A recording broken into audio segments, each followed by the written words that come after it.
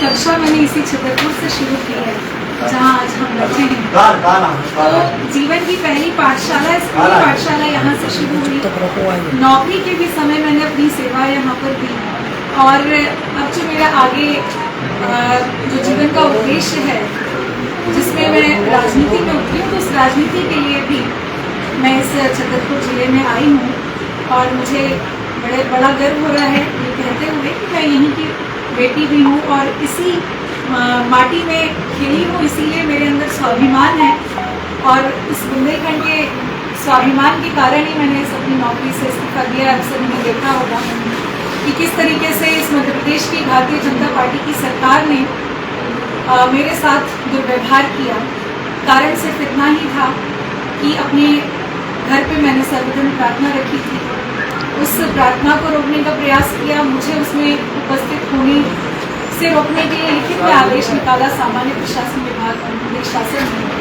तो ये शिवराज सिंह चौहान जी की जो सरकार थी और उनके नुमाइंदे जो जिला बैतूल में बैठे थे, उनकी ये जो षड्यंत्र पूर्वक पूरी कहानी रची गई कि किस तरीके से एक तो पहले मुझे चुनाव लड़ने से रोका जाए, जब 1 महीने तक इस्तीफा नहीं हुआ, उसके बाद हाईकोर्ट और सुप्रीम कोर्ट के चक्कर काटने पड़े, तब मैंने पत्र लिखा कि अब मुझे चुनाव लड़ना है।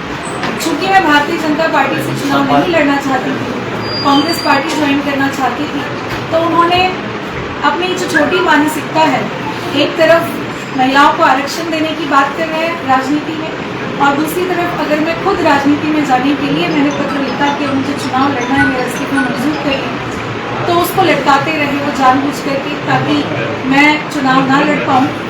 और बड़े गौरव की बात है, मैं आपको बताना चाहूँगी कि आपकी इस बुंदेलखंड की बेटी के लिए इस देश की सबसे पुरानी ऐतिहासिक कांग्रेस पार्टी ने पूरे मध्य प्रदेश में 230 सीटों में से 229 सीटों की घोषणा करके और मात्र 1 सीट रोक के रखी। आप सब उसके गवाह हैं।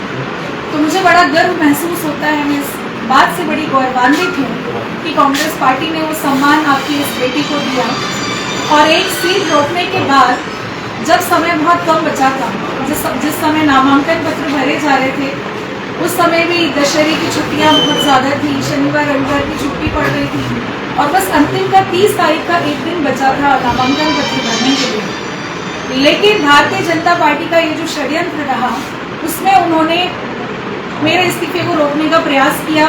हाईकोर्ट ने आदेश दिया कि 23 तारीख को आपको जो है फैसला लेना है।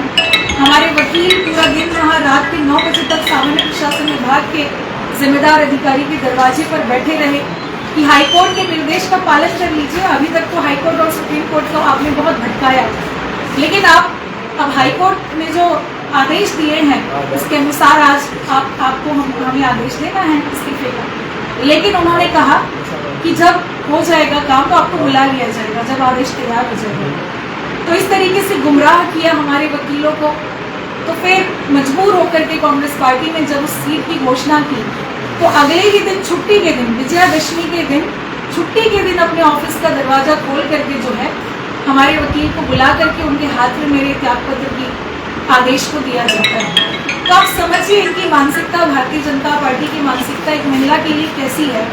क्या मैं ये सवाल आप लोगों के माध्यम से पूछना चाहती हूँ कि शिवराज सिंह चौहान जी और भारतीय जनता पार्टी के तमाम नेता जो हैं वो बहनों को लाडली बना रहे हैं, भांजियाँ बोल रहे हैं, तो क्या मैं उनकी भांजी नहीं थी? क्या मैं उनकी लाडली बहन नहीं थी जो इस तरीके का उन्होंने अन्याय मेरे साथ किया? एक बात और मैं इसमें बताना चाहूँगी कि अगर भारतीय जनता पार्टी से किसी अधिकारी और कर्मचारी को चुनाव लड़ना था तो चंद घंटों में उनके इस्तीफे मंजूर हुए और कितने मिली हैं आपने सबने देखा। एक डॉक्टर, एक टीचर, एक जज, इन सब को जो है चंद घंटों में इस्तीफा स्वीकार करके भारतीय जनता पार्टी ने इनको। तो फिर ये दुर्व्यवहार और ये पक्षपातपूर्ण जो कार्रवाई इनके अधिकारियों द्वारा की। सोने एवं चांदी के आभूषणों की अनुपम श्रृंखला लक्ष्मी नारायण ज्वेलर, संपूर्ण हॉलमार्क ज्वेलरी। हमारा पता है मेडिकल कॉलेज के आगे, टीडी रोड, सागर। तो फिर हम वहाँ रुके नहीं, हमने कांग्रेस पार्टी ज्वाइन की और माननीय कमलनाथ जी ने ये अहम जिम्मेदारी मुझे दी है कि मैं पूरे प्रदेश में जाकर के ये बताऊँ कि भारतीय जनता पार्टी की मानसिकता क्या है महिलाओं के प्रति। कि एक पढ़ी लिखी महिला को अगर इस तरीके से प्रताड़ित कर सकती है, तो फिर एक गांव में रहने वाली अनपढ़ महिला और कम पढ़े लिखे लोगों के साथ क्या कर सकती है और क्या होता है, ये आप सभी जानते हैं। तो इसीलिए आज मैं यहाँ से गई थी, SDM के तौर पे थी मैं यहाँ, आखिरी मेरी सर्विस यही थी इसी छतरपुर जिले में। तो मैं बहुत प्रसन्न हूँ इस बात से। मेरा उद्देश्य किसी पद के लिए कभी नहीं रहा कि मुझे विधायकी का चुनाव में नहीं लड़ पाई तो आज मैं बहुत दुखी हूँ, या मैं कलेक्टर कमिश्नर बन सकती थी, नहीं बन पाई तो मैं बहुत दुखी हूँ। ऐसा मेरा कोई उद्देश्य नहीं है कि मैं किसी पद के लिए कोई कार्य कर रही हूँ। हमेशा लोकतंत्र को बचाने के लिए, संविधान को बचाने के लिए मैंने अपना जीवन समर्पित किया है और उसी भाव से मैं आज भी काम कर रही हूँ और हमेशा करती रहूँगी कि जो महिलाओं की समस्याएं हैं, जो युवाओं की समस्याएं हैं, जो किसानों की समस्याएं हैं, जो मजदूरों की समस्या है, ये तमाम किसी भी वर्ग की कोई भी समस्या हो, एक मानवतावादी विचार के साथ जो है हम उस पर आगे बढ़ेंगे, काम करेंगे। और आज दिवाली में मैं आप सबके बीच में यहाँ हूँ, सभी छतरपुर के मेरे भाई बंधुओं को सभी को दिवाली की बहुत बहुत शुभकामनाएं। तो मेरी तरफ से यही है कि अब की दिवाली छतरपुर वाली, तो आप सभी को बहुत बहुत शुभकामनाएं। और आपके अगर कोई सवाल हो तो आप स्वागत हैं। सबसे पहला सवाल आपसे ये है कि आप काफ़ी चर्चा में रही अपने इस्तीफे को लेकर, इस्तीफे की वजह को लेकर, और उसके बाद तुरंत आपने कांग्रेस पार्टी ज्वाइन की।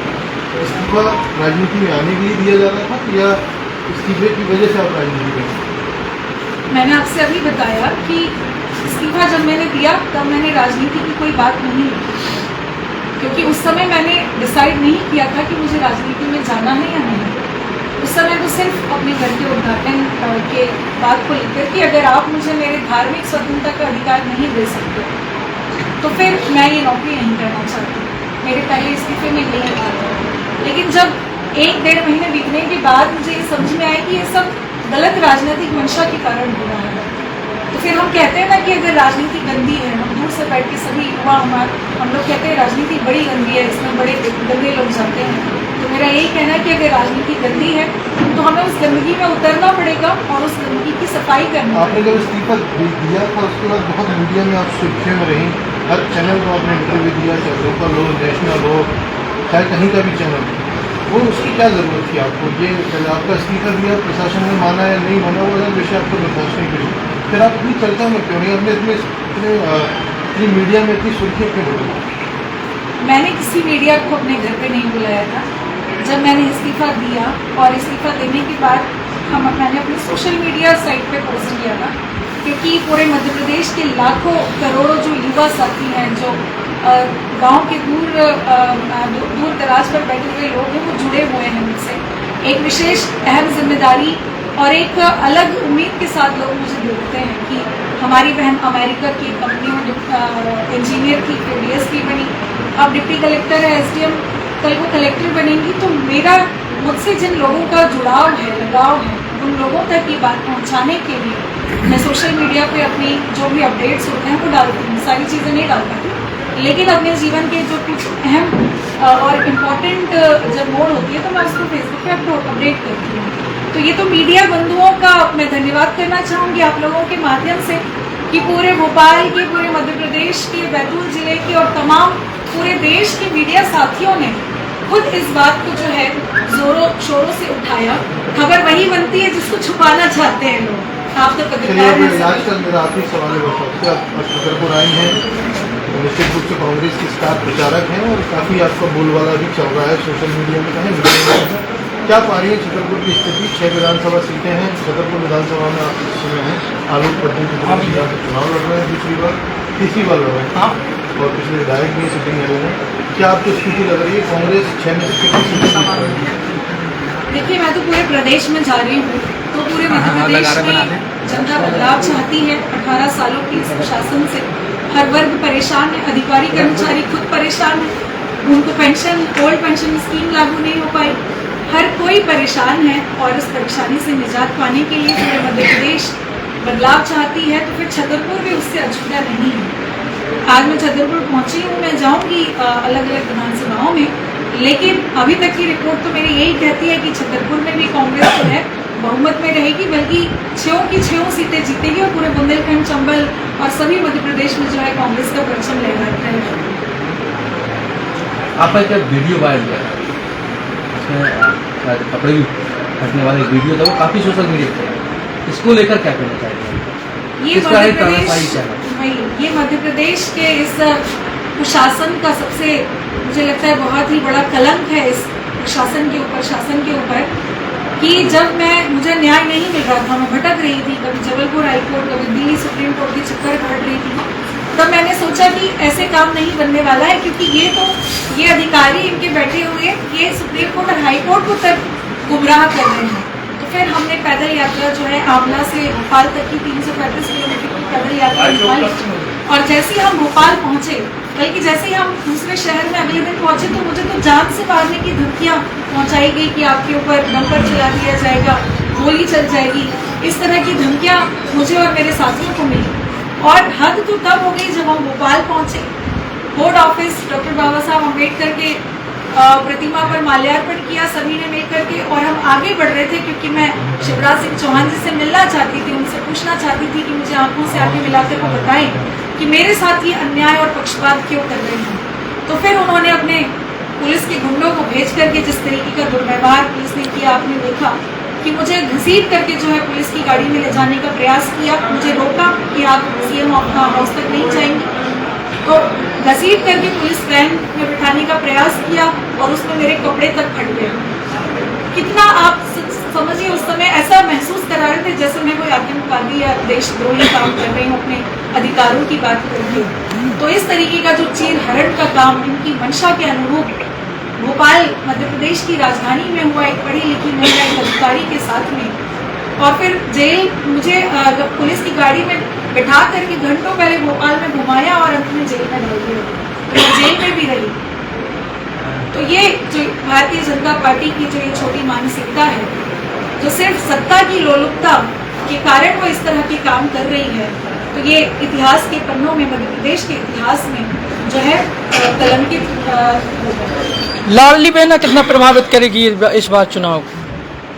देखिए, लाडली बहना का सच सब जानते हैं कि 18 सालों से इनको बहना लाडली नहीं लग रही थी। 18 सालों से इनको याद नहीं आ रहा था कि हम महिलाओं को साहित्य राशि इस तरीके से प्रदान करें। जैसे ही चुनाव आ गए तो इनको लाडली बहना याद आ गई। तो मुझे तो ये बहुत पाखंड और दोहरा चरित्र भारतीय जनता पार्टी का लगता है। मैं उनकी लाडली बहना नहीं थी जो मुझे सम्मान नहीं दे पाए। तो ये सिर्फ एक चुनावी लोगों का हथियार है कि किस तरीके से चुनाव में महिलाओं को रिझाया जाए। सिर्फ वोट पाने के लिए इस तरह के काम हो रहे हैं। इनकी मानसिकता में कोई बहन लाडली बहना तो अभी आई है, इसके पहले और भी सारी महिलाओं की योजना नहीं रही, जो लाडली लक्ष्मी रही है बच्चियों के लिए, और गरीब कन्या विवाह योजना थी, बहुत सारी योजना नहीं, ऐसा नहीं कि ये की बस योजना है। हाँ, हालांकि आपको ओपिनियन जो भी है, लेकिन हम लोगों को ऐसा लग रहा है कि लाडली बहना कुछ अट्रैक्ट तो करेगी, उसको तोड़ क्या हुआ। देखिए, ये तो चुनाव है, इसीलिए हाइप देने के लिए इस तरह की योजना, एक ही योजना को इस तरीके से हाईलाइट किया गया। तो ये सिर्फ चुनाव के लिए किया गया, 18 सालों से क्यों नहीं किया गया। देखिए, जब पूरे विश्व में कच्चे तेल के दाम और गैस के दाम जब ज़्यादा थे कांग्रेस के समय में, कांग्रेस की सरकार में, तब गैस सिलेंडर हमें कम दामों में मिलता था। अब जब कच्चे तेल के दाम कम हुए तो हमारे गैस सिलेंडर के भाव 11.5 से ऊपर पहुँच गए। तो ये सिर्फ चुनाव के समय इनको याद आ रहा है कि सिलेंडर का दाम कम कर दो, या फिर बहनों को इस तरीके की सहायता राशि, रिश्वत या घूस देकर के उनसे वोट लो। मुझे तो यही लगता है, इसके अलावा और ये कुछ नहीं। कांग्रेस के मैनिफेस्टो में भी 500 रुपये में सिलेंडर देने की बात कही है, ये 450 कांग्रेस की 500 में क्या अंतर है? देखिए, कांग्रेस ने पहले ये बात रखी है, कारण उसका यही है कि महंगाई जो अपने चरम पर पहुंच चुकी है।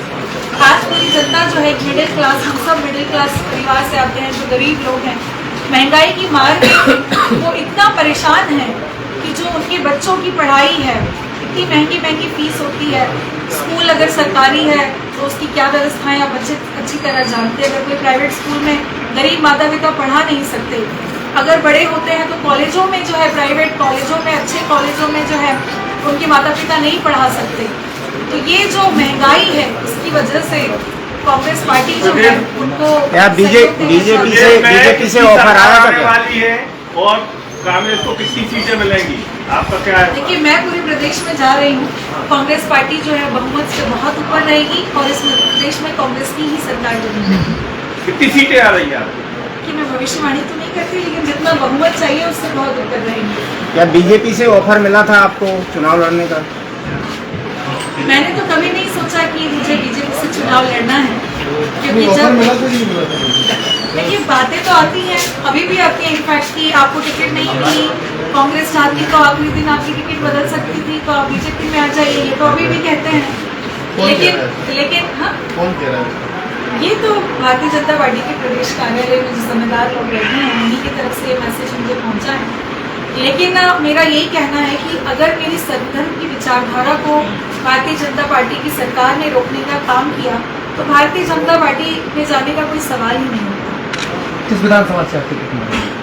बैतूल जिले की आंवला विधानसभा से। आप यहाँ लवकुश नगर में एसडीएम रही हैं और आपने एसडीएम जैसा पद छोड़ा है, तो क्या लगता था भाजपा के शासन में कुछ ऐसा होता था या दबाव बनाते थे आप लोगों पर, या फिर उनके हिसाब से काम करने के लिए बोला जाता था, इस वजह से ऐसा कुछ हुआ था क्या?